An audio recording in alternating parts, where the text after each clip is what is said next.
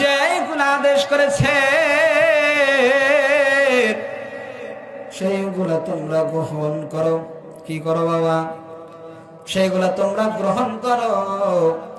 আর আমার পয়গম্বর যেইগুলা থেকে তোমাদেরকে বিরত থাকতে বলেছে এবং তোমাদেরকে নিষেধ করেছে সেইগুলা থেকে তোমরা বিরত থাকো এবং সেইগুলা তোমরা ত্যাগ করো।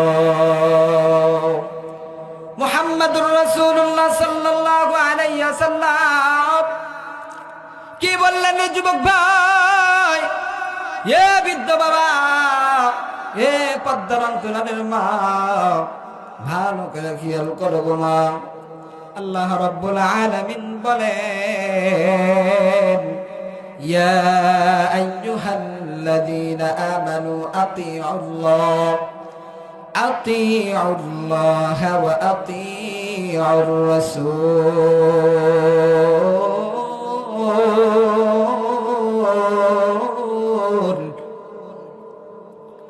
আল্লাহ রাব্বুল আলামিন বলতেছেন, ও গোলাম, আমি আল্লাহকে তোমরা অনুকরণ করিয়া জমিনের ভিতরে চলাফেরা করো এবং আমার পয়গম্বর